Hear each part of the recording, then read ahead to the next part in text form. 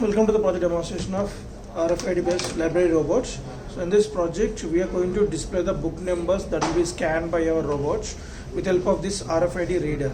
So the data from this RFID reader given as input to the PIC16F72 microcontroller through the serial communication. So we have interfaced the RFID reader to the PIC microcontroller to A0 pin. So these three wires consist of power supply plus minus and the output from this RFID reader to the PIC microcontroller. So the data will be displayed on the 16:2 LCD screen continuously, so which was interfaced at pin number B2 to B7, and parallelly we are going to control the robot movement in forward direction through this electromagnetic relay. And if the buzzer book was detected, then system will on the buzzer as a book was detected and the particular number will be displayed on the LCD screen. So the whole system getting power supply from this 12 volt 1 amp rechargeable battery. This battery pack consists of 3 4 volt 1 amp batteries are in series. So we will get 12 volt 1 amp, which is the rechargeable battery. So in order to recharge the battery, just we need to connect this battery at this B slots and then on the power supply to this transformer. So the transformer will take 230 volts AC input and provide us the 12 volts AC output. And the next, this regulated power supply board nothing but will act as a charging circuit in our project, so which will take 12 volts AC and it will regulate to the 12 volts DC constant power supply. Through these diodes we are going to provide to the battery. So once the battery is fully charged, so the diodes will block the current flow from the battery to the transformer to protect the charging circuits. So we should keep the charging for at least of 6 to 8 hours. Once the duration complete, you can switch off the power supply to the charger.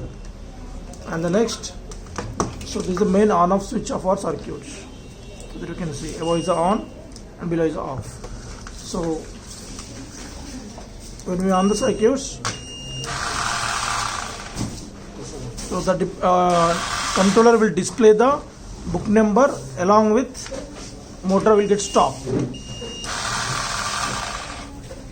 So here the working principle is, so this particular RFID reader consists of copper coil inside that, and every tag also has a copper coil inside this.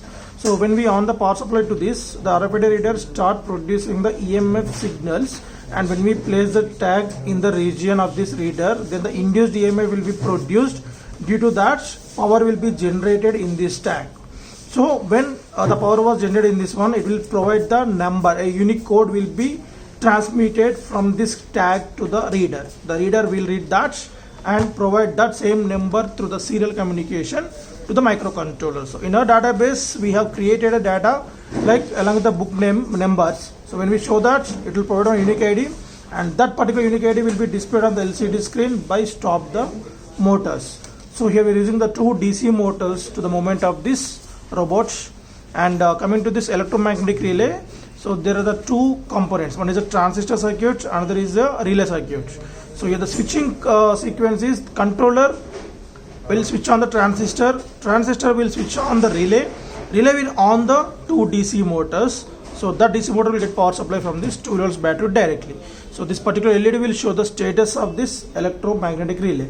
And coming to this motherboard, so it consists of 7805 regulator, which will take 12 volts DC input and provide us the 5 volts DC output, so which is the main operating voltage throughout the total kit. And the next major component is microcontroller, so which is the main interfacing between the inputs and outputs. And next steel plated one is this is the crystal oscillator, so which will provide us the 20 megahertz of clock frequency to the microcontroller. So the main purpose of this clock frequency is we have provided a set of instructions inside the microcontroller in embedded C language.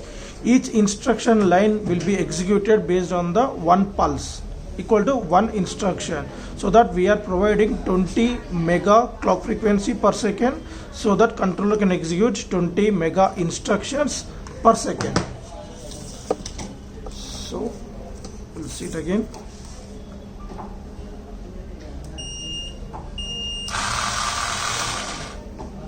So keep on tracking till we switch off this robot movement.